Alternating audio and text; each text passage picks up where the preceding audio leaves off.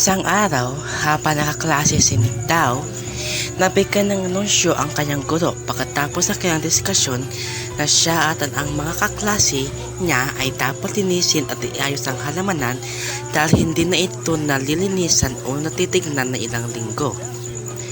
Nagrekomenda din ang guro na magtanim din ng mga halaman para maganda at mabuhay tignan ang kanilang halamanan.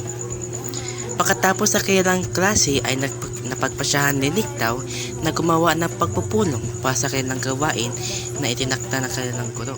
Guys, bukas na tayo magpumilos kasi wala tayong mga materials para linisin ang ating halamanan. Sige, magsabi ka lang kung anong dadalhin namin. Sige, ako na bahala sa sako.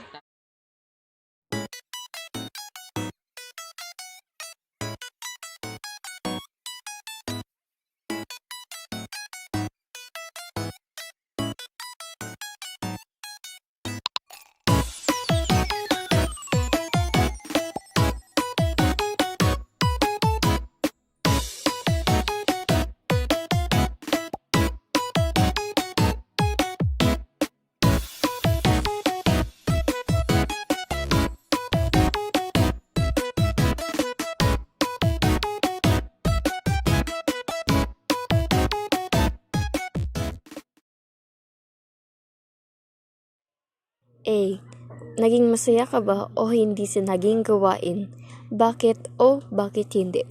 Naging masaya ako sa gawain dahil sa pagtutulungan ng grupo. Tulad ng pagsasamahan ni Nick Daw, Kapila at Nix, ay nagbunga ito ng maayos na paglilinis at pagsasaayos ng halaman. Ang kasiyahang dulot ng magandang resulta at ang pagtutulungan ay nagbigay ng positibong karanasan. B. Paano mo ilalarawan ang buhay ng isang taong hindi masaya sa kanyang trabaho o masaya sa kanyang trabaho? Ang buhay ng isang taong hindi masaya sa kanyang trabaho ay maaaring puno ng paghihina ng loob, stress at kakulangan ng kasiyahan. Maaaring maranasan ang pagod at kawalan ng inspirasyon sa buhay na maaaring humantong sa hindi produktibong pagganap na trabaho.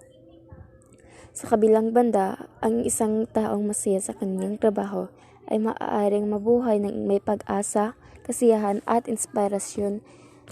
Makakaranas din siya ng fulfillment at positibong pananaw na buhay.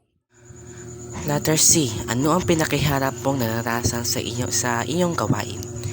Hanggang ngayon, wala kaming nadanas na kahirapan sa gawain namin. Letter D. Ano ang natutuhan mo mula sa pagsasagawa ng mga naitaas? Natutuhan ko ang maging tungkulin at masipag sa anong bagay na naiatas sa akin. Patay sa isinagawang gawain, maaaring makatulong ito sa kapwang nangangailangan at pahiwalan sa anong obligasyon na pananagutan sa akin. Nulak akong tapusin ang ganitong gawain dahil masarap pala sa pakiramdam na makakatulong ka kahit hindi man kalakihan para sa iba. Ngunit nakatulong naman para sa iba na naramdaman namin pagkatapos namin ang gawain na ito ay sobrang saya at nasiyahan kami kapag kasama mo ang mga taong nagpapasayo. Ang aking nabago sa pananaw sa paggawa ay kailangan mong itulak ang iyong sarili upang makarating sa tunguhin ang gusto mong makamit at mabuo ang iyong gawain.